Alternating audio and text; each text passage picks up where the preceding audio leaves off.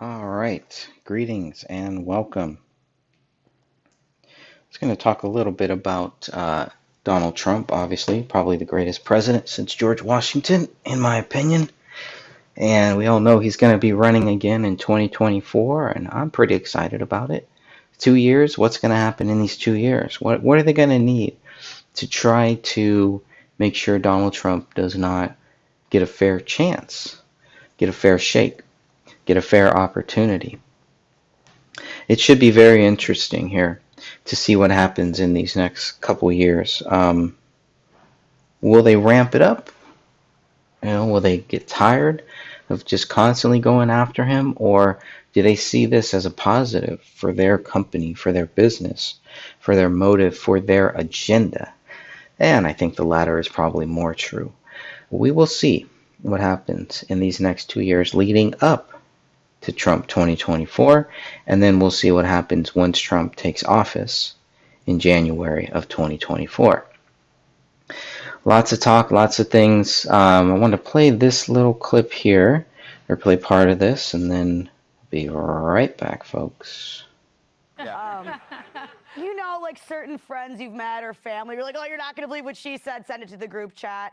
So I think the people who hate Trump are probably the most excited because they've actually, ever since Trump's been off Twitter, they've had to work a little harder.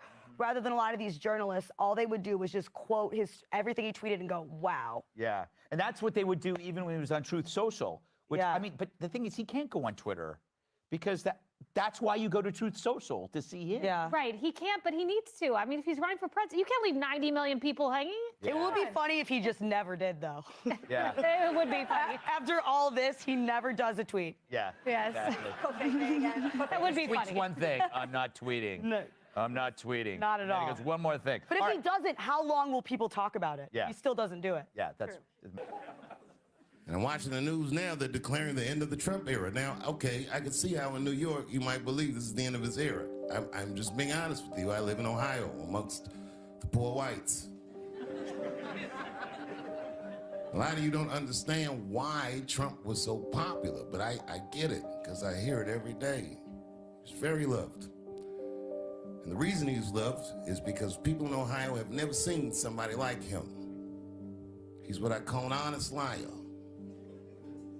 I'm not joking right now. He's an honest liar. That first debate, I'd never seen anything like it. I've never seen a white male billionaire screaming at the top of his lungs, "This whole system is rigged," he said. And across the stage was a white woman, Hillary Clinton and Barack Obama, sitting over there looking at him like, "No, it's not." I said, "Now, wait a minute, bro. It's what he said." And the moderator said, "Well, Mr. Trump, if in fact the system is rigged, as you suggest, what would be your evidence?" Remember what he said, bro? He said, "I know the system is rigged because I use it." I said, "God damn." And then he pulled out an Illuminati membership card and chopped a line of cocaine up and did it right at the podium.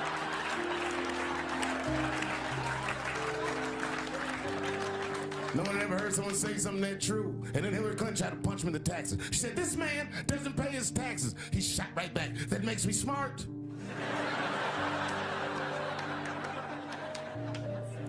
And then he said, "If you want me to pay my taxes, then change the tax code. But I know you won't, because your friends and your donors enjoy the same tax breaks that I do." And with that, my friends, the star was born. No one had ever seen anything like that. No one had ever seen somebody come from inside of that house, outside, and tell all the commoners, "We are doing everything that you think we are doing," inside of that house. They just went right back in the house and started playing the game again.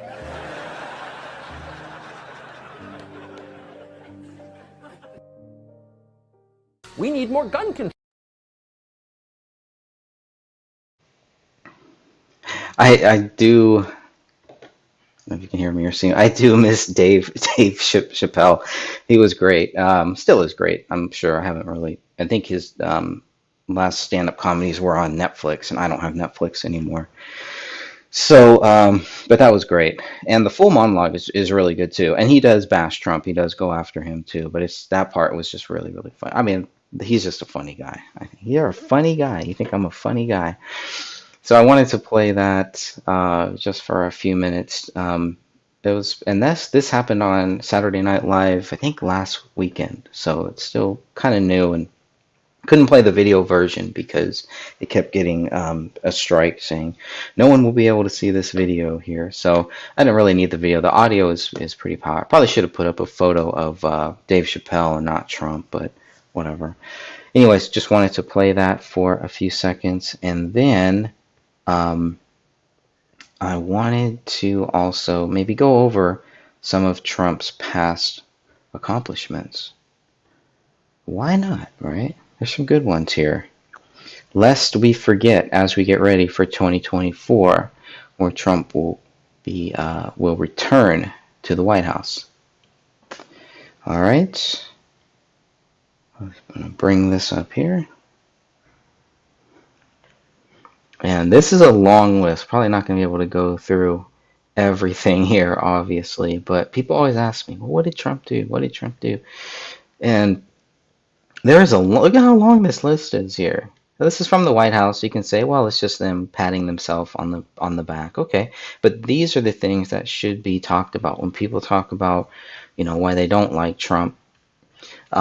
It should be stuff that's found inside of here, I believe, right? Unless it's personal stuff, but that's the problem. I think with Barack Obama, we found that problem where people were just voting for the person. They weren't really voting for.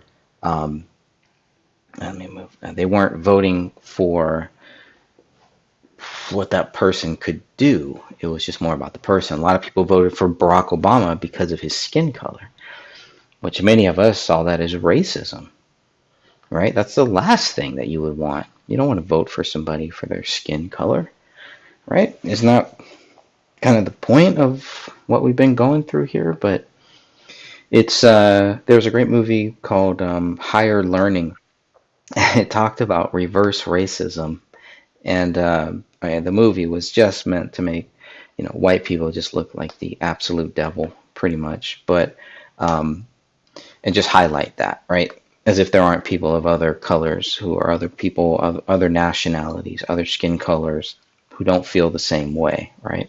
So you have neo-Nazis here. This is the kind of standard here. But let's not forget that every color, every group could have something like that, right? The Black Nationals, La Raza, which means the race. Right? How much more racist does it get right there? It's the whole thing, the race. But anyways, that's way off the point. But these are the things that me, as a kid that we've been dealing with here. And, it wasn't really until maybe my teenage years that it was even a big deal. We started paying attention to skin colors and stuff like that. It really wasn't a big deal where I grew up in Castro Valley, California. It was not that big of a deal. Our school was a very diverse school, and it's only now that I look back that there was a lot of anti-white propaganda that was going on that I didn't even see it, didn't really care, still don't really see it, still don't really care. I choose not to focus on that. It's like what Morgan Freeman said, if you want to get rid of the racism, stop focusing on it. So that's why, it's not like we don't talk about it or anything, but it cannot be the driving force. If that is your driving force, it's just going to make you an angry and bitter person. Right? And if you're a Christian, even more so. Even if you're Jewish, and even if you're a Muslim, if you believe in the Bible, you understand that we all came from one man and one woman. So who cares about races? Who cares about color or anything like that? But the devil does.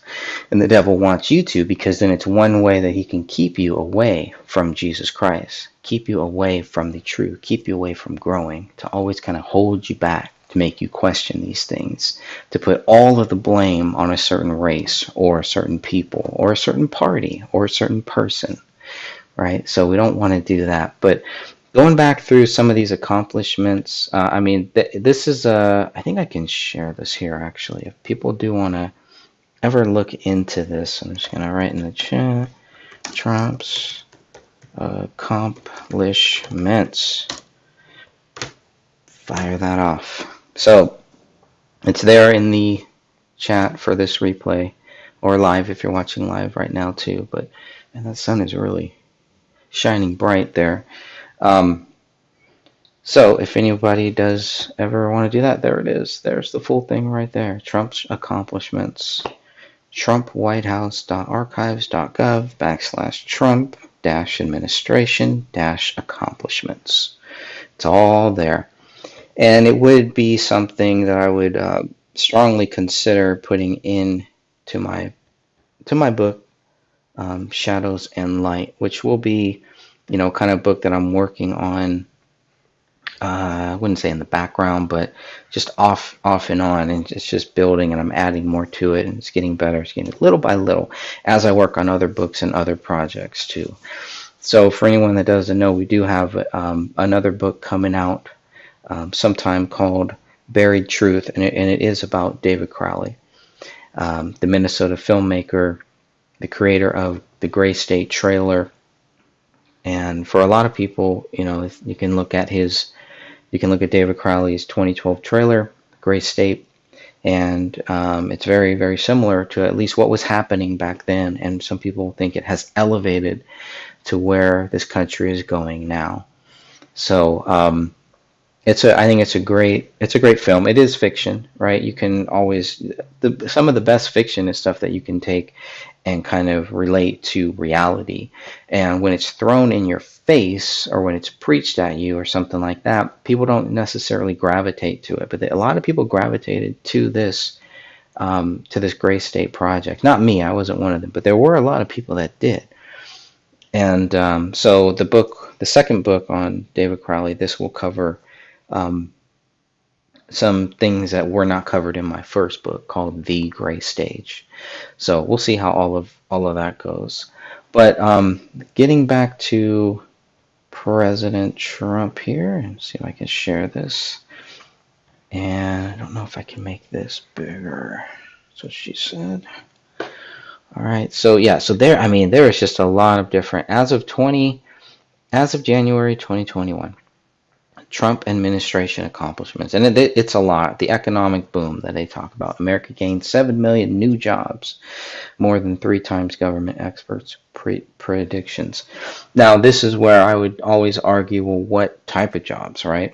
Minimum wage job, low-paying jobs. What type of jobs are we talking about here? Then the family middle class income was raised. I mean, I can only speak for myself, but yeah, I saw the big difference, and I did pretty good under President Trump, probably a lot better than I did under other presidents. It's nearly 7 million people off of food stamps. Now, some people may not think that this is a good thing, right? And if you're thinking, well, what if those people needed it? 7 million people, right, that no longer have access to those food stamps. That would be the flip side of it, I would say. Unemployment for women hits its lowest rate in 70 years. Poverty rates for African Americans and Hispanic Americans reached record lows. Income inequality fell for 2 straight years, and by the largest amount in over a decade. The bottom 50% of American households saw a 40% increase in net worth. Wages rose fastest for low-income and blue-collar workers, a 16% pay increase. African-American homeowners increased from 41.7% to 46.4%. On and on. Brought jobs, factories back. Hit record stock numbers, record 401ks, rebuilding and investing rural America, all under, or at least, in the same presidential term as what he was dealing with COVID. And that's just COVID. That doesn't include all of the time that he was president and being investigated even before he was the president, still being investigated for all of these things. So achieved a record-setting economic comeback by rejecting blanket lockdowns, right? Tax relief for the middle class. That was another big one. Jobs and investments are pouring into opportunity zones. Massive deregulation. This is an interesting one. Ended the regulation assault on American businesses and workers. So that's pretty interesting stuff there too. Successfully rolled back burdensome regulatory overreach. Americans now have more money in their pockets. Remember, this is 2021. Secured historic trade deals to defend American workers. That's a big one, I think, making sure that the jobs are here. Makes absolutely no sense to take all of our jobs other places, other countries, but that's because they're globalists. Is Trump a globalist? I don't know. I wonder what people think. Do they think he is a globalist? I kind of more think he's, I don't know. Maybe he is, but what are his working deals outside of this country as far as his businesses and him growing his businesses?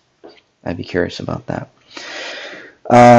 Something about China. Authorized $28 billion in aid for farmers who have been subjected to unfair trade practices, fully funded by the terrorists paid by China. Look at all this stuff. I mean, lots of things happen in there. American energy independence, that's another big one. So you can go on and on and on. I won't bore everybody with these things, but these are the things that are not, not very eye-popping. They're just not very entertaining to talk about. So a lot of people just don't, or they don't know about these things. But when it comes to Trump, what has he done? What hasn't he done? These are the types of discussions mentioning this stuff, where he said, well, you know what, Trump, you said you did this. You said you had all this stuff here, and are you taking credit for things that you didn't really do? That would be one question I would have. Great health care for Americans. So he's going to list a lot of this stuff. I really would like to see some of the some of the judicial stuff. I think I passed it by. But this is a very long list here, different things. I've seen some other memes, some other clips where they've just taken some of the best things of this. But this is a lot of stuff here. This is a lot of stuff in 4 years. And this is what they say, and this is where people will say, well, maybe this is true, maybe this isn't true. But that is the stuff that I would really want to focus on. Okay, so enough of that. The other thing was that we now know that President Trump is back on Twitter. But is he really back on Twitter? Meaning he's back on Twitter, yes. Is he posting anything? No. No. Look at this. Donald Trump joined in March of 2009. And 87.7 million followers. He's only following 49 people. What's up with that? So here you have his tweets, and the last tweet was January 8, 2021, where he said, to all of those who have asked, I will not be going to the inauguration on January 20th. There you go. And that's it. That was the last time. Tweets and replies. No replies. Yeah, nothing. Nothing since then. So that's something else. And he doesn't like tweets. He's just there, kind of. Where does this go? Vote. Okay. Let's see where some of these links go to. Interesting. All right. So let's see. Okay, that's all I wanted to say. I was hoping maybe there would be something, but no, nothing. So nothing there so far. I guess we'll just have to wait and see if he decides to ever tweet or anything. Now, we will go back. And I want to take a look at some of this stuff. So now we're going to veer a little bit away from the Trump stuff and go into Tucker Carlson a little bit. I think this will be good. This is really good. And I'll just play some of this. Control, Joe Biden said predictably, notwithstanding the fact that Colorado's existing gun control laws, which are extensive, did not prevent this attack. So it was a contemptible and heartless and deeply cynical display of political opportunism. But it didn't stop with gun control, because in fact, the Second Amendment is not the freedom that threatens the people in charge the most. No, that would be the First Amendment, which is your right to say what you sincerely believe. That is the right, the first in our Bill of Rights, that terrifies them the most. Your words are a greater threat than any firearm. They must censor you, or else they lose power. It is that simple. So these horrifying murders in Colorado over the weekend quickly became a pretext for yet more censorship of your speech. You are responsible for this, they told you, because you said the wrong things. You are guilty of stochastic terrorism, inspiring violence by your beliefs. Anderson Lee Aldrich committed mass murder because you complained about the sexualizing of children. Every time you object to Drag Time Story Hour for fifth graders, or point out that genital mutilation is being committed on minors, which it is, every time you say that, you are putting people's lives at risk. Now that seems implausible, and yet many are making this claim. Many have made it over the past 24 hours. Watch, for example, Brandy Zadrozny of NBC. Online, including this Libs of TikTok account, which feeds larger media like Fox News stories, what has happened is a demonization of LGBTQ people, calling them groomers and pedophiles. This type of thing, whether we can say it's motive or not, what we know is that it's just another reason why LGBTQ people are scared. There it is, right there. When you point out the truth, indisputably, and the truth is that some adults in this country, apparently a growing number, have a deeply unhealthy fixation on the sexuality of children. When you say that out loud, you get people killed. That is what Brandy Zadrozny is saying. And by saying that, Brandy Zadrozny and the many people like her are effectively defending that same deeply unhealthy fixation on the sexuality of children. By the way, it's absolutely real. You're not imagining that. It's happening. The evidence is everywhere, and it comes to light on the internet. And Brandy Zadrozny and people like her hate that you are seeing that. Notice that Zadrozny is not claiming that Libs of TikTok is making this up. She never even suggests that. She is threatening them, and what she's doing is threatening them, you should know. And she's doing that because they're pointing it out. Noticing it's happening is their crime. And once again, it is happening. Children's Hospital in Boston, one of the most famous hospitals in the world, has admitted performing double mastectomies on children for no medical reason at all. There is no scientific justification for sexually mutilating kids. They are not doing it for a scientifically defensible reason. They are doing it because they believe in a very specific religious ideology. That's true. Is pointing that out an attack on gay people? Of course it is not an attack on gay people. It has nothing to do with gay people. It has to do with sexually mutilating children, which is wrong. Period. Good points. Isn't that something?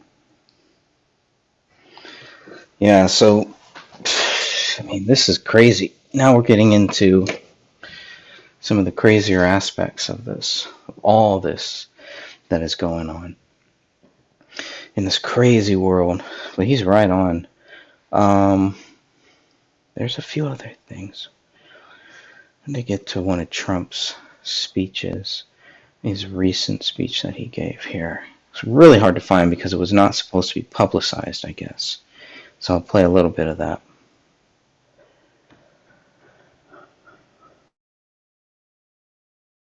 Plausible deniability. That's how you get by. All right, Clay Travis, you better get back and help your wife out with something.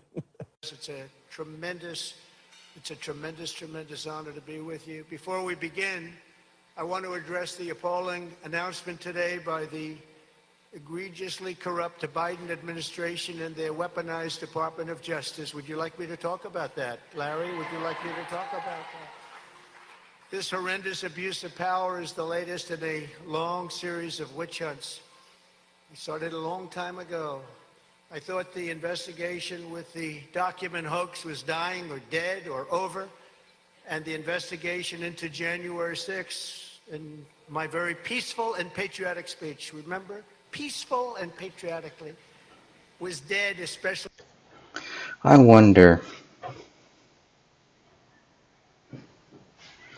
I wonder here if this is all preparation. They know they're getting prepared. This is what we're going to be dealing with for the next 2 to 4 years. President has never been raided, as far as I know. The things that are happening to President Trump, I don't think any other president has gone through this. So when I hear some people say, you know, he's just like the rest of them, I don't know. I mean, they're not treating him like the rest of them, you know, unless that's part of their plan. And I really don't think they're that smart. But I can see that little hair. It's driving me crazy. It's too funny. So, anyways, that's why I don't know. I don't really believe he's, you know, part of their agenda. But I mean, obviously, if you do, then definitely don't vote for him. No need to vote for him. Don't vote for a lesser of two evils. Don't vote for evil, right? I wouldn't vote for Donald Trump if I thought that he was evil. I just wouldn't do it. I don't think anybody should. Vote for the person that you think is the best person. Because those votes, even if the candidate of your choice loses, those votes do count. They still mean something. Regardless of what some may say, they still mean something. And there's a reason why certain groups they need the voter fraud to make sure it works in their favor. Because if they didn't, then the votes may not swing their way. So they need that voter fraud. And that shows me that the good people who vote are doing something right.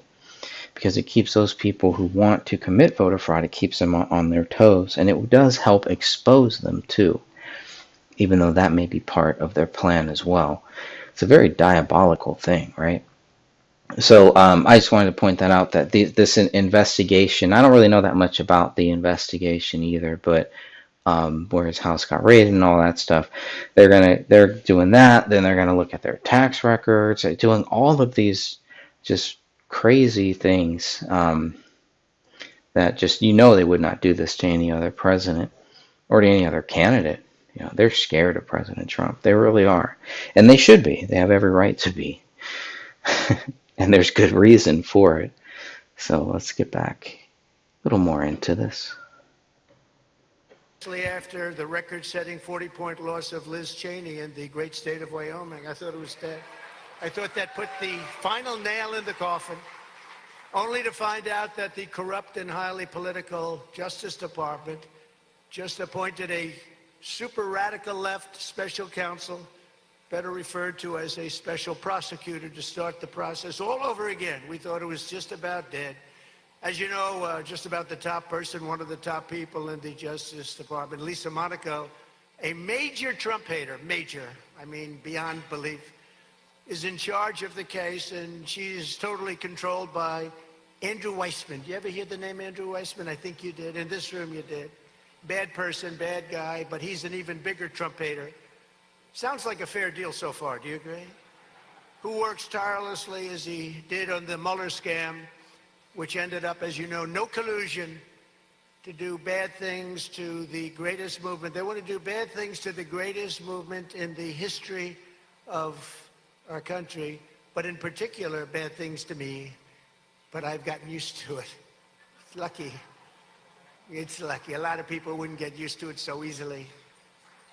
This is a rigged deal, just as the 2020 election was rigged, and we can't let them get away with it. We can't do it. We cannot let this happen to our country.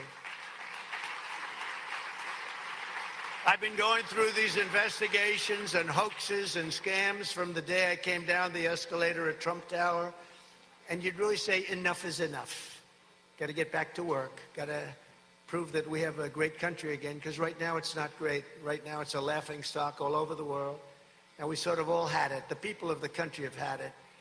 Joe Biden is a corrupt and incompetent political hack, and you take a look at all of the money that he's taken from foreign countries and others, much of it through his son, Hunter, who is a corrupt drug addict and implementer for his father.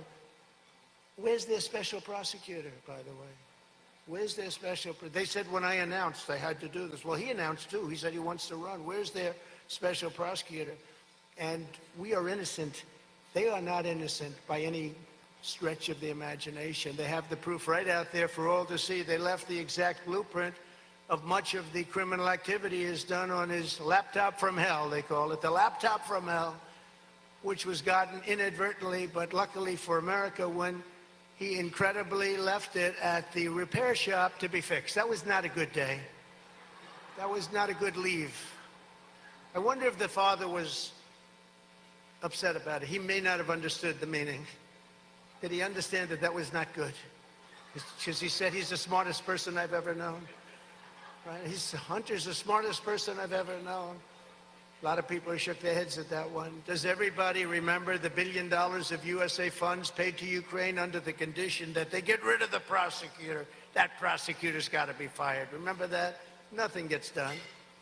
Why isn't there a special counsel being set up for them? Tremendous corruption. They're corrupt people. They're criminals. I've done nothing wrong. They participated in massive criminal activity with many other nations. And one day after House of, you know what's happening, you take a look at what just went on with this election, which is so important because the House Republicans announced they were going to investigate the Bidens, and the Justice Department announces right after that they're going to investigate Trump. And it's not a fair situation what's going on, and I guarantee. And that's the key right there, right? So after they announce they're going, after the House of Representatives in the United States announces that they're going to investigate Hunter Biden and this laptop, then all of a sudden the DOJ is going to move forward in starting to investigate Trump. That is pretty interesting. That's a pretty strange coincidence, I would say. But I know a lot of you don't believe in coincidences. I do sometimes. To you, they get a fair investigation. This will not be a fair investigation. But again, I thought this was all done or very close to being done. These people are corrupt, and yet they go after innocent people under the guise of legitimacy. Over the years, I've given millions and millions of pages of documents, tax returns, and everything else, and they have found nothing, which means I've proven to be one of the most honest and innocent people ever in our country. Larry knows that. They got everything. Millions, think of it. Like I hear 11 million pages. I built a great company. Now they see how great it is, now that they're looking at it. I built a great, great company. But think of it, millions of pages, they got nothing. So I've sort of had it. On January 6th, I've already tried, and you take a look with the fake impeachment hoax, and I won. I was tried on the fake impeachment hoax on January 6th. And they tried it in the Senate.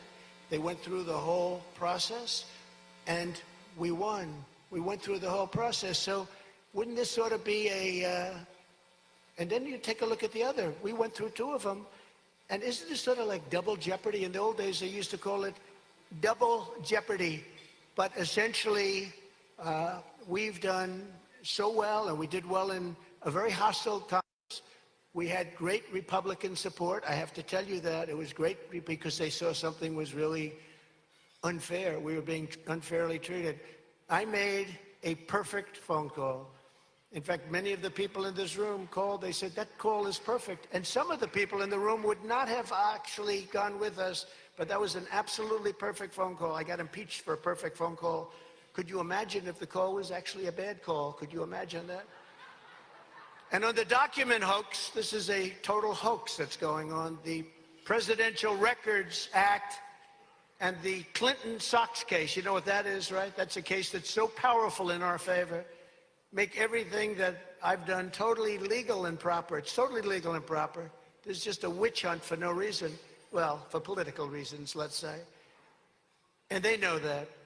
It shouldn't even be a case, but if it is, why aren't they investigating all of the other presidents that preceded me, including Bill Clinton, both Bushes, Obama,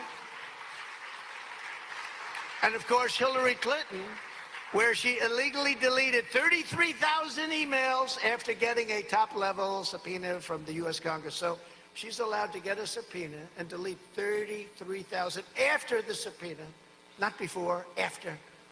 Why aren't they going after all of those presidents that kept documents where, in a couple of cases, in one case they had it in a Chinese restaurant with broken windows. In another case, they had a Chinese restaurant connected to a bowling alley. This is where the documents were kept. They took documents with them. President Obama took documents. It is such a unfair situation that's happening in this country to Republicans and to conservatives. And you people have to fight. You have to fight. You have to be strong.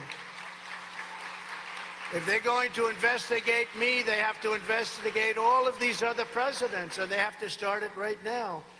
They have to invade, this is Mar-a-Lago, they have to invade Hillary and Bill Clinton's beautiful home in Westchester. They have to invade the Bush's home.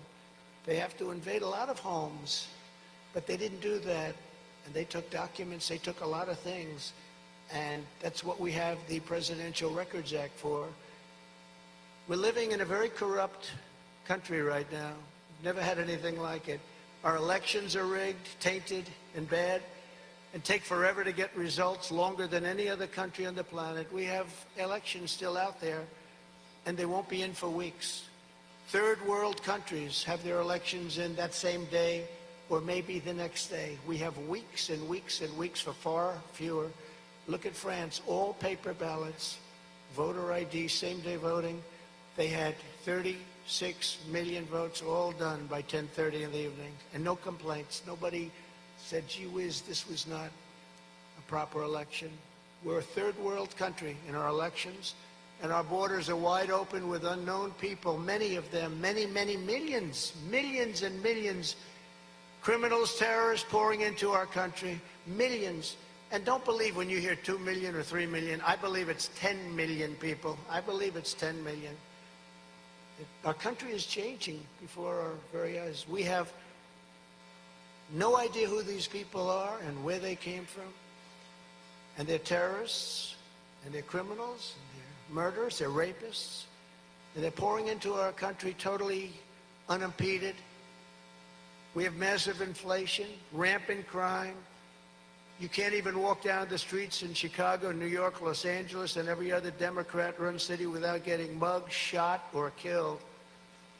In Chicago recently, they had 82 people shot, 82 over a weekend. But they said it was a long weekend. Oh, okay, that's better. It was a long weekend. In Afghanistan, when I was in charge, we didn't have one killing. Think of it. In 18 months, not one of our soldiers were killed. And then you look at Chicago, and you look at other things. And we should have never left the way we left. I'm the one that started the leaving. I'm the one that got them down to the right number. But you leave the military, you take out the military last. We left people, we left American citizens, we left dead soldiers, and we left $85 billion worth of the best military equipment in the world. It's unthinkable what we did. And by the way, one of the largest sellers of military equipment right now in the world, I think number 2 or 3 right after us, is Afghanistan, the Taliban. They're one of the largest sellers of military. They're selling our, because they don't need 700,000 rifles. They don't need 77,000 trucks that we left behind. Many of them brand new, never even used. We have drugged out crazy people walking around. Our economy is crashing, and we're teetering on the brink of World War III, and the word nuclear is used in a very light fashion. It was never used before. You never heard the word used during the Trump administration, and it should never be used because of the power. It should never be used. Nobody should be allowed to use that word. And yet all the corrupt Marxists in the Biden administration can think about it. It's all they can think about. That's all they have in their mind is, come after Trump. We got to get Trump. They say they want to run against me, but they're spending fortunes. Let's take him out. If they really wanted to run against me, they'd say, let's leave him in. Let's leave him in. Because they are the party of misinformation. They give massive misinformation. They say one thing, but they mean another. And you have to understand them. They're sick people in so many ways. But we've done nothing wrong, and they've committed massive crimes. We're not going to let these atrocious abuses continue. We can't. As a party, we can't, and as a nation, we can't. We're going to stand up to these tyrants, and we're going to take away their power, and we're going to restore government for the people. That's what we have to do.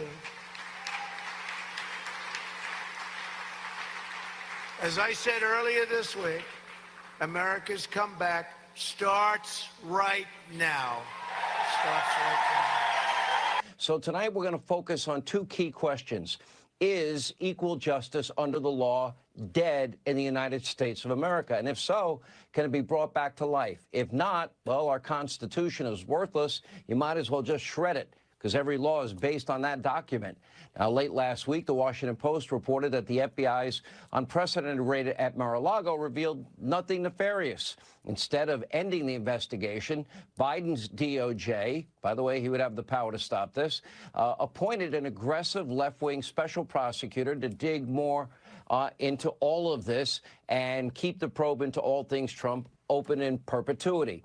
Okay, the country has a lot of important problems to deal with: inflation, high gas prices, open borders, et cetera, and crime. Is this equal justice? Now, we're going to get back to that special prosecutor in a minute, but first, let's be clear. This is not normal. For reference, let's look at three other high-profile cases that were handled so much differently because they're Democrats. Now, it's a fact, Hillary Clinton, she did mishandle a mountain of classified evidence on her unsecured private servers. And that's when she was with the State Department. Emails that were recovered, 110 of them contained classified information. 8 email chains contained top secret material. Another 36 contained secret information. Another 8 contained confidential material. And then, of course, we have the 33,000 other emails that, well, nobody ever found, because they were deleted with something nobody had ever heard of called BleachBit. They acid washed the hard drive. Now, these are the emails that we know about, the 30,000, and she's accused of attempting to wipe the other servers all clean, and then having people that work for her smash, iPhones and BlackBerries and other devices, smash them into itsy-bitsy pieces and remove their SIM cards. We do know, however, that the server faced hacking attempts from multiple countries, including China, Serbia. According to the AP, quote, using a computer in Serbia, the hacker scanned Clinton's basement server in Chappaqua at least twice. And get this, Clinton emails were even found on Anthony Weiner's laptop during the FBI's investigation into his sex crimes. Now, Hillary Clinton clearly put our country's national security at risk. She never faced an early morning raid from the FBI. She didn't get slapped with a special prosecutor.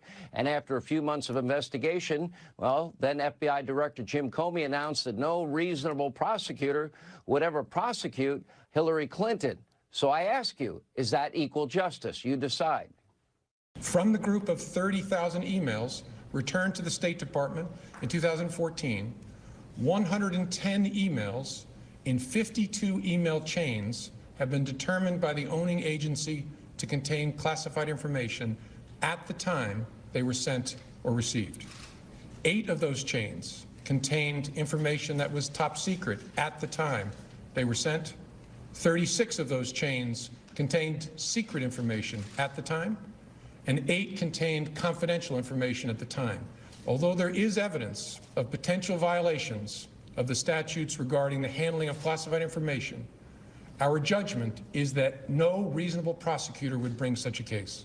Which brings us to Hillary Clinton's dirty dossier. Not only did Clinton mishandle classified information, but her campaign was also doing something very sketchy in Russia. Some might actually call this the real collusion. Funneling money through a law firm. They paid an ex-foreign spy, Christopher Steele, to compile Russian disinformation about Donald Trump. Apparently, the FBI didn't see that as a problem. Instead, they saw this as an opportunity. Again, we're asking a question. Does America have equal justice under the law? Despite warnings from a DOJ official, Bruce Orr, and others that the dossier was a political op research document, it was not to be trusted. And despite claims from the dossier author himself, Christopher Steele, that the material was unverifiable, and despite the dossier's subsource course, referring to the claim as nothing more than bar talk, the FBI used the dossier to obtain a FISA warrant and 3 subsequent renewals as a backdoor to spy on the Trump campaign, their transition team, and, of course, the White House. As Andrew McCabe said, and indicated no dossier, they wouldn't have gotten the FISA warrant approved. In fact, the FBI was so desperate for the salacious anti-Trump material, by the way, right in the lead up to the 2016 election, putting their thumbs on the scale, that they offered Christopher Steele $1 million of your dollars in early October 2016 if he could corroborate anything in the dossier. But guess what? He couldn't. But then after that, at the end of October, they used the unverifiable dossier anyway and straight up lied to FISA court judges and affirmed that it was, in fact, verified. It was not verifiable. The consequences for all involved, non-existent. But when it comes to Trump or Republicans, the upper echelon at the FBI's Washington field office searched far and wide for a crime that did not exist. They spent about 6 years doing it over the course of a special prosecutor, a special counsel, a search warrant of the president's home, numerous other warrants for other Trump associates. When it comes to Joe Biden and crimes that are in plain sight, the Washington field office is nowhere to be found. I'm asking, does this look like equal justice to you? Without any relevant experience, here you have, at the time, a guy, according to reports, was addicted to crack cocaine, had a proclivity for women of the night, raking in millions and millions of dollars from all over the world with no experience, $3.5 million wire transfer from a Russian oligarch known as the former First Lady of Moscow, then a $100 million investment from this same oligarch into a Biden-linked real estate firm, a $1.5 billion deal with the Bank of China, a $5 million interest-free forgivable loan. What's an interest-free forgivable loan? Another $100,000 for an international shopping spree for Hunter and his family, compliments of a prominent Chinese national, and millions more from Ukrainian oil and gas giant Burisma Holdings. That's where Joe withheld $1 billion of your dollars to get the prosecutor fired because his son was being paid millions with no experience. And that's only the tip of the iceberg. Hunter likely had lucrative financial relationships with numerous shady foreign nationals in more than a dozen countries. What was Hunter selling? What was his vast knowledge and experience that warranted millions of dollars being made? Was it just access to his father? Did his father benefit financially? Take a look. In 2019, shortly after announcing his campaign for president, Joe Biden told the American people he had nothing to do with and never had conversations with his family about their business dealings. That was a lie. The Bidens flourished and became millionaires by simply offering access to the family. Among the dozens of shell companies the Bidens set up, there were millions of dollars of wire transfers, flights on Air Force Two to conduct personal business, and meetings with heads of state, all while Joe Biden was aware of what was happening. This is an investigation of Joe Biden, the President of the United States, and why he lied to the American people about his knowledge and participation in his family's international business schemes. Now, we have a picture of Joe Biden with Hunter and Hunter's foreign business partners. We have a number of them. And in messages found on Hunter's very real laptop, a cut of the proceeds was always set aside for the big guy. Hunter complained bitterly about having to give up half of his income to, quote, Pops. Biden claims he never talked about business with his son. It's an obvious lie. And even the White House press secretary is having a hard time explaining all of this illicit activity. Take a look. The top Republican on the House Oversight Committee, Congressman Comer, has said that he's investigating the president's involvement in his son Hunter's foreign business dealings.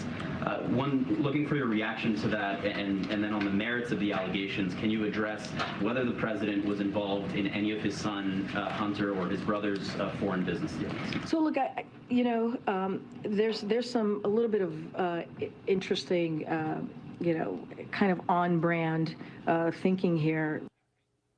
On-brand thinking, no explanation, no special counsel investigation, no special prosecutor. Hunter's tax and money laundering investigation has been slow walk for years now, and the media mob is complaining that the House Republicans might conduct actual oversight, do their job, and investigate possible public corruption. In other words, Again, I ask, is this equal justice under the law? Is it possible we have a president of the United States that is financially compromised by China and Russia and Ukraine and up to as many as 50 other countries the Bidens did business with? Far-left radical David Brock has been tasked with running defense against anyone that dares investigate Joe and Hunter. That usually means attacking and smearing and slandering. And at this point, the Bidens appear to be above the law. Well, if you're a Republican of any type, well, it's now, you face another baseless investigation, more special prosecutors, and of course with an extreme bias. According to a new report from John Solomon, Jack Smith helped the IRS target conservatives during the Lois Lerner IRS scandal. Now, this is the same prosecutor that conducted a hyper-aggressive prosecution against the former Virginia Governor Bob McDonnell over, quote, bribery charges. Those charges were tossed out by the U.S. Supreme Court, but not before McDonnell's life was ruined. So, yes, there is rampant political bias at the DOJ, the highest levels of the FBI. We don't have equal justice under the law at the federal level, and this is going to be what Jim Jordan will be investigating. And then you have Congressman Comer on the other side will be investigating Hunter and Joe. And by the way, you should be worried that equal justice might be dead forever. And if that's true, this country, you might as well say we're not a constitutional republic anymore. Here with more, editor-in-chief, investigative reporter, justthenews.com, John Solomon. John, what did you find out about this prosecutor?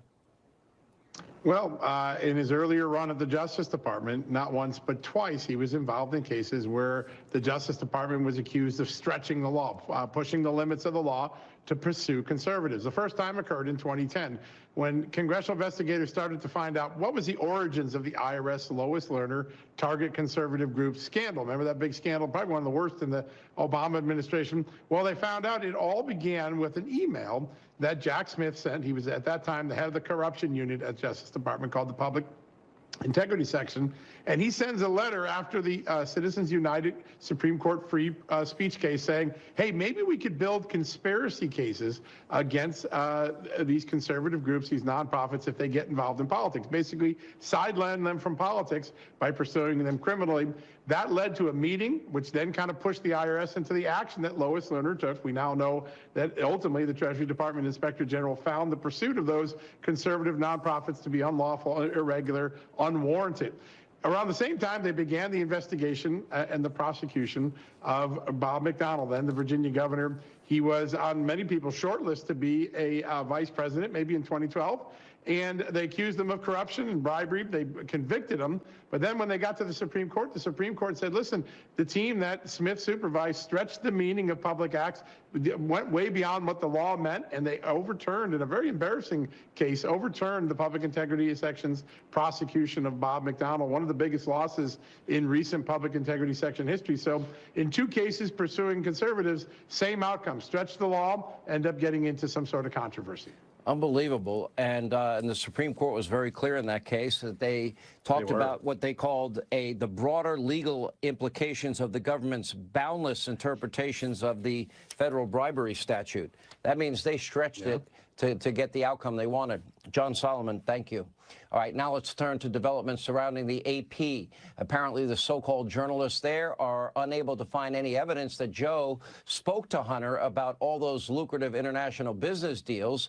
They reported, quote, Joe Biden has said he's never spoken to his son about his foreign business affairs, and nothing the Republicans have put forth suggests otherwise. Really? The AP has since deleted that part about the Republicans. Here now with more, Fox News contributor Jonathan Turley. You know, a simple question, Jonathan. You're a fair-minded guy. Do you believe that the investigations into Hillary Clinton, when you look into her servers, deleted emails, the dirty dossier, then, of course, the FBI's handling of that dossier and using it without verifying it, and then, of course, the Bidens, I mean, Hunter himself implicates his father all over the place, and then we have photographs that prove that Joe lied about knowing Hunter's associates or anything about the businesses. So my question is, do we have equal justice under the law in those three examples? Well, I think the record is clear that there's been political bias at the FBI. The FBI itself has recognized that. They have removed key officials like Peter Strzok and others who showed incredible bias in their emails and in some cases in their actions. So I think there's reason to be concerned. It's not a conspiracy theory. The department itself has moved on these issues. What's really disturbing about the Hunter Biden matter is that this was similar to what we saw with when Houdini made his elephant Jenny disappear every night on the stage. Well, she really didn't disappear. She never left the stage. But Houdini knew that the audience wanted her to disappear. And the Bidens have been brilliant in handling this scandal. They knew the media wanted this scandal to disappear, and they gave them room for that illusion. Now they're running out of time and they're running out of space because the House is going to launch this investigation. And I think that what we're going to see is going to be disturbing. You know, the fact is that the president has been contradicted repeatedly. It does appear that his repeated denials that he never spoke to his son about his business deals is false. I mean, we have an actual recording of him calling his son to say that he wanted to talk to him about the media investigation into his business deals. We have an individual who has said under oath that he met twice with Joe Biden to talk about the foreign dealings with his son and his family. So at a minimum, what we have is the appearance of a multi-million-dollar influence peddling scheme involving the Biden family, but also the President of the United States. And yet Merrick Garland has refused to appoint a special counsel. I don't question the appointment of a special counsel on the Trump issue. He is a presidential candidate. That's within the strike zone. One can defend that. But you can't defend it if you're not appointing a special counsel, in my view, in the Hunter Biden matter. That involves the sitting president of the United States. And Congressman Comer said this is an investigation of Joe Biden. And the deeper issue here is you have Hunter and the family making millions of dollars. Hunter has no experience at all. And Joe, we now could connect to Hunter. We can connect them financially now. And the question is bigger. In other words, is the reason that he canceled the Keystone XL pipeline but gave a waiver to the Nord Stream 2 pipeline, is that because of the money that the Bidens made from Russia? Or is he compromised with China? In other words, do we have a president potentially compromised with foreign nations and adversarial countries?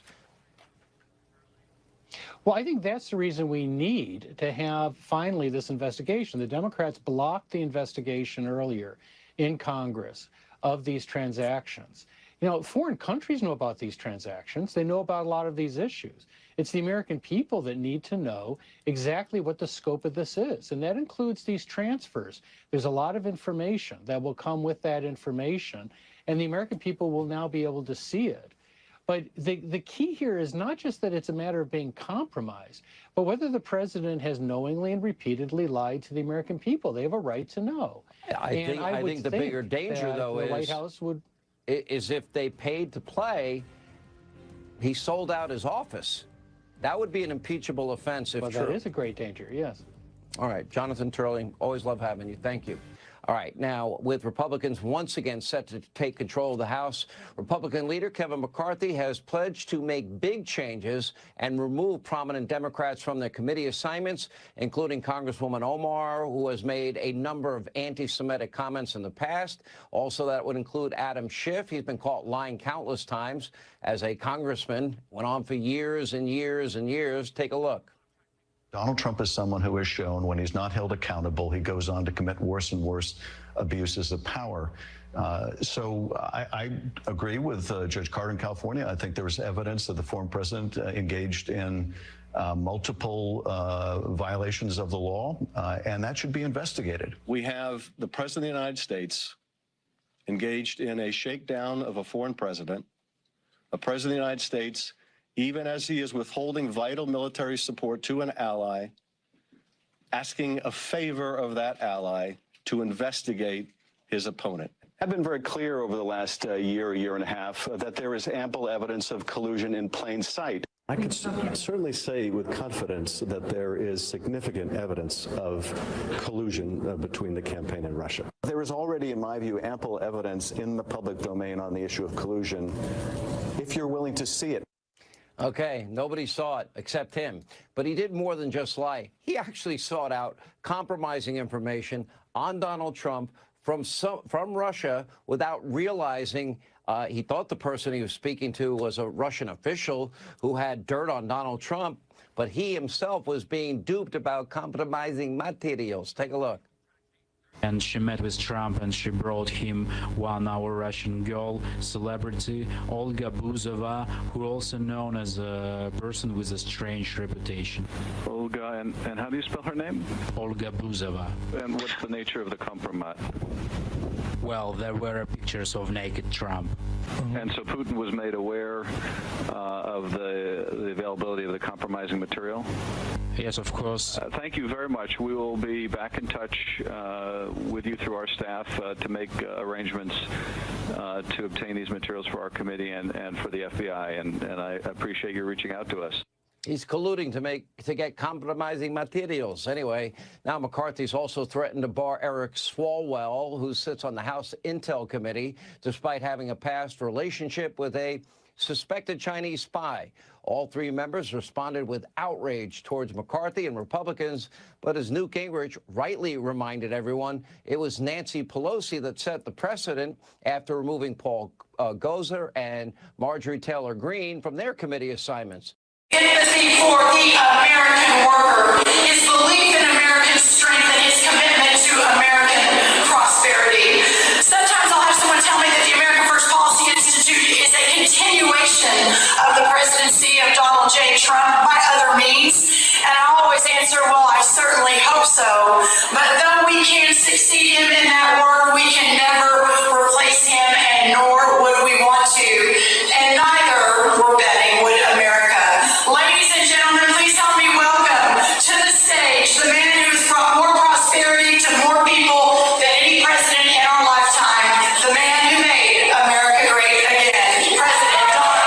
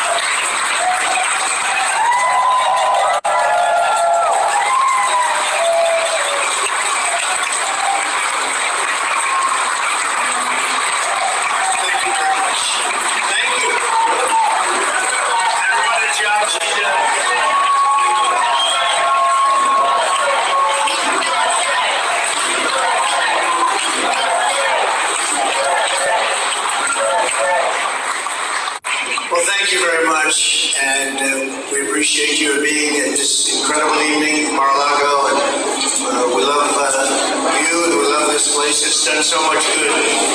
We raised so much money for so many different things, and especially charity, and we're honored to have you all here. Brooke, for the incredible introduction. When you say the best leader you've ever met, ever seen, that's not a pretty good statement. You've seen a lot. That's a beauty, but thank you very much to Brooke and the incredible, speaking of leadership, of America First Policy Institute, because the job you've done is just incredible in such a short period of time, too. Let me also recognize so many wonderful friends and distinguished guests with us this evening, including Senator Cindy Hyde-Smith. Hi, Cindy, where have you been in? A lot of people here. Thank you, Cindy. Thank you. North Carolina Lieutenant Governor, a real star, great guy, friend of mine, Mark Robinson. Thank you, Mark. Kari Lake, who just went through an incredible election.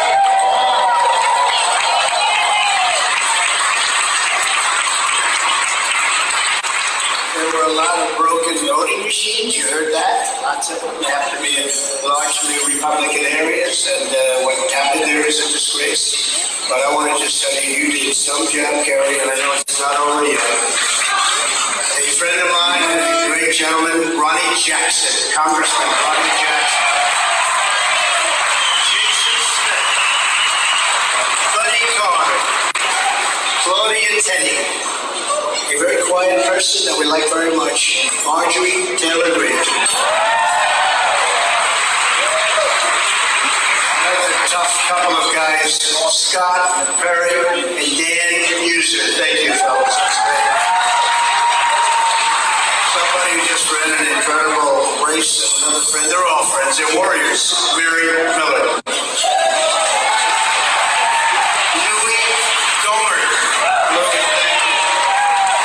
Diana Harshbarger. Thank you. Beth Van Dyne. Congratulations. A strong man, a warrior, Clay Higgins. Clay, thank you very much. Great job. Barry Moore, first person to endorse Trump a long time ago. Thank you. Thank you, Barry. Alex Moody, who just ran a great race. Thank you. Thank you. J.T. Thompson. Thanks, J.T. Good job. Michelle Fishbach. Thank you, Michelle. John Carter. Thanks, John. Russ Fulcher. Thank you. Thank you. Jack Bergman. Cat Cabot, Florida. Guy Westenshaw. We have everybody here tonight. Thank you guys very much. Thanks. Representative-elect, a man who is going to be a future star, I predict, Wesley Hunt. Chuck Edwards, great job. Utah Attorney General Sean Reyes. Ohio Secretary of State Frank Garros. Thank you, Frank. Alabama Secretary of State, where we won by so much. He said, how can you possibly win Alabama by that much? South Carolina by records, both records, and then you lose Georgia? How does that happen? They're still wondering about that. Records, and a loss. Like, just a little bit. Secretary of State John Merrill. That's a good question. Thank you, John. And I want to also thank my friend Linda McMahon, Speaker Newt Gingrich, and Larry Kudlow, who's getting very good ratings, Larry. I watch a lot, and you get very, very good ratings. That's right. I'm going to start calling you the ratings machine, right? John Ratcliffe. Where is John? I love John. Where the heck is John? That guy is a warrior. And countless former officials. We have tremendous people, ambassadors, all of the Trump administration. We have a tremendous group of people, and I attributed so much to what this whole America First movement stands for and represents. The job that Brooke and everybody does. It's a tremendous honor to be with you. Before we begin, I want to address the appalling announcement today by the egregiously corrupt Biden administration and the weaponized Department of Justice. Would you like me to talk about that? This horrendous abuse of power is the latest in a long series of witch hunts. It started a long time ago. I thought the investigation with the document hoax was dying or dead or over, and the investigation into January 6th, in my very peaceful and patriotic speech, remember, peaceful and patriotically, was dead, especially after the record-setting 40-point loss of Liz Cheney in the great state of Wyoming. I thought that put the final nail in the coffin, only to find out that the corrupt and highly political Justice Department just appointed a super radical left special counsel, better referred to as a special prosecutor, to start the process all over again. We thought it was just about dead. As you know, just about the top person, one of the top people in the Justice Department, Lisa Monaco, a major Trump hater, I mean beyond belief, is in charge of the case, and she's totally controlled by Andrew Weissman. You ever hear the name Andrew Weissman? I think you did. In this room you did. Bad person. person, bad guy, but he's an even bigger Trump hater. Sounds like a fair deal so far, do you agree? Who works tirelessly as he did on the Mueller scam, which ended up, as you know, no collusion to do bad things to the greatest movement. They want to do bad things to the greatest movement in the history of our country, but in particular, bad things to me. But I got used to it. Lucky. It's lucky. A lot of people wouldn't get used to it so easily. This is a rigged deal, just as the 2020 election was rigged, and we can't let them get away with it. We can't do it. We cannot let this happen to our country. I've been going through these investigations and hoaxes and scams from the day I came down the escalator at Trump Tower, and you really say enough is enough. Got to get back to work. Got to prove that we have a great country again, because right now it's not great. I mean, right now it's a laughing stock all over the world, and we sort of all had it. The people of the country have had it. Joe Biden is a corrupt and incompetent political hack. You take a look at all of the money that he's taken from foreign countries and others, much of it through his son Hunter, who is a corrupt drug addict and implementer for his father. Where's their special prosecutor, by the way? Where's their special? They said when I announced I had to do this. Well, he announced too. He said he wants to run. Where's their special prosecutor? And we are innocent. They are not innocent by any stretch of the imagination. They have the proof right out there for all to see. They left the exact blueprint of much of the criminal activity is done on his laptop from hell, they call it. The laptop from hell, which was gotten inadvertently, but luckily for America, when he incredibly left it at the repair shop to be fixed. That was not a good day. That was not a good leave. I wonder if the father was upset about it. He may not have understood the meaning. Did he understand that that was not good? Because he said he's the smartest person I've ever known. Hunter's the smartest person I've ever known. A lot of people shook their heads at that one. Does everybody remember the $1 billion that USA funds take to Ukraine under the condition that they get rid of the prosecutor? That prosecutor's got to be fired. Remember that? Nothing gets done. Why isn't there a special counsel being set up for them? Tremendous corruption. They're corrupt people. They're criminals.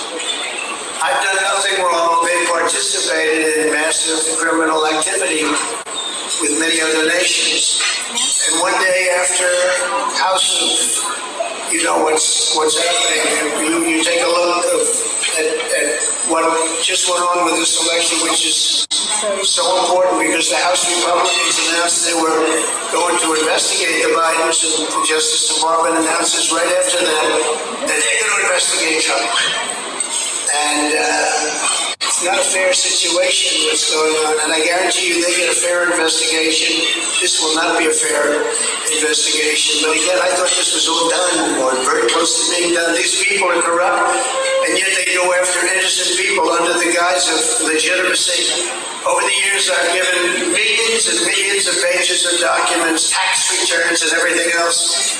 And they have found nothing, which means I've proven to be one of the most honest and innocent people ever in our country.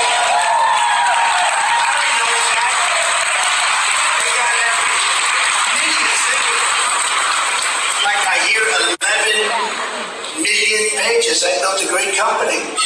Now they see how great it is. Now that they're looking at it, I built a great company. But think of it, millions of pages, they got nothing. So I sort of had it. On January 6th, I've already tried, and you take a look with the fake impeachment hoax, and I won. I was tried on the fake impeachment hoax on January 6th, and they tried it in the Senate. They went through the whole process, and we won. We went through the whole process, so wouldn't this sort of be a... And then you take a look at the other. We went through two of them. And isn't it sort of like double jeopardy? In the old days, they used to call it double jeopardy. But essentially, we've done so well, and we did well in a very hostile Congress. We had great Republican support. I have to tell you that. It was great because they saw something was really unfair. We were being unfairly treated. I made a perfect phone call In fact, many of the people in this room called, they said, that call is perfect. And some of the people in the room would not have actually gone with us, but that was an absolutely perfect phone call. I got impeached for a perfect phone call. Could you imagine if the call was actually a bad call? Could you imagine that? And on the document hoax, this is a total hoax that's going on. The Presidential Records Act and the Clinton Assange case, you know what that is, right? That's a case that's so powerful in our favor. Make everything that I've done totally legal and proper. It's totally legal and proper. It's just a witch hunt for no reason.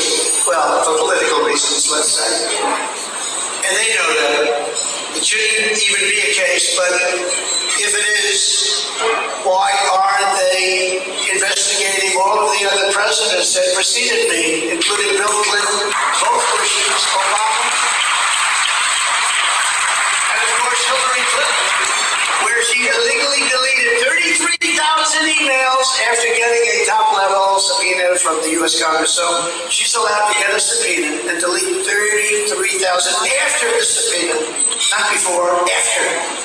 Why aren't they going after all of those presidents that kept documents where in a couple of cases, in one case they had it in a Chinese restaurant with broken windows, in another case they had a Chinese restaurant connected to a bowling alley. This is where the documents were kept. They took documents with them. President Obama took documents. It is such a unfair situation that's happening in this country to Republicans and to conservatives. And you people have to fight. You have to fight to be strong. If they're going to investigate me, they have to investigate all of these other presidents, and they have to start it right now. They have to invade. This is Mar-a-Lago. They have to invade Hillary and Bill Clinton's beautiful home in Westchester. They have to invade the Bush's home. They have to invade a lot of homes. But they didn't do that. They took documents, they took a lot of things. And that's what we have the Presidential Records Act for. We're living in a very corrupt country right now. Never had anything like it. Our elections are rigged, tainted, and bad. They take forever to get results, longer than any other country on the planet. We have elections still out there, and they won't be in for weeks. Third world countries have their elections in that same day, or maybe the next day. We have weeks and weeks and weeks for far fewer. Look at France, all paper ballots, voter ID, same-day voting. They had 36 million votes all done by 10:30 in the evening, and no complaints. Nobody said, gee whiz, this was not a proper election. We're a third world country in our elections, and our borders are wide open with unknown people, many of them, many millions and millions. Criminals, terrorists pouring into our country, millions. And don't believe when you hear 2 million or 3 million. I believe it's 10 million people. I believe it's 10 million. Our country is changing before our very eyes. We have no idea who these people are and where they came from. And they're terrorists, and they're criminals, murderers, they're rapists. And they're pouring into our country totally unimpeded. We have massive inflation, rampant crime. You can't even walk down the streets in Chicago, New York, Los Angeles, and every other Democrat-run city without getting mugged, shot, or killed. Chicago recently, they had 82 people shot, 82 over a weekend. But they said it was a long weekend. Oh, okay, that's bad. It was a long weekend. In Afghanistan, when I was in charge, we didn't have one killing. Think of it. In 18 months, not one of our soldiers were killed. And then you look at Chicago.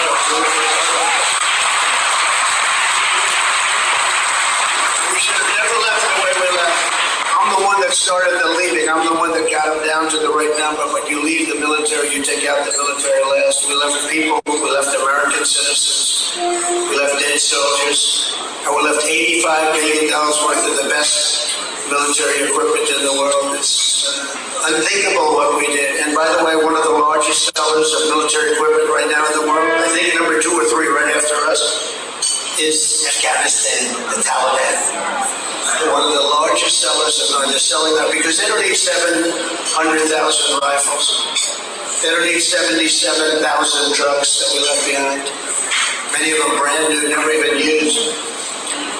We have drugged out crazy people walking around. Our economy is crashing, and we're teetering on the brink of World War III, and the word nuclear is used in a very light fashion. It was never used before. You never heard the word used during the Trump administration, and it should never be used because of the power. It should never be used. Nobody should be allowed to use that word. And yet all the corrupt Marxists in the Biden administration can think about it. That's all they can think about. That's all they have in their mind is come after Trump. We got to get Trump. They say they want to run against me, but they're spending fortunes to take him out. If they really wanted to run against me, they'd say, let's leave him in. Let's leave him in. Because they are the party of misinformation.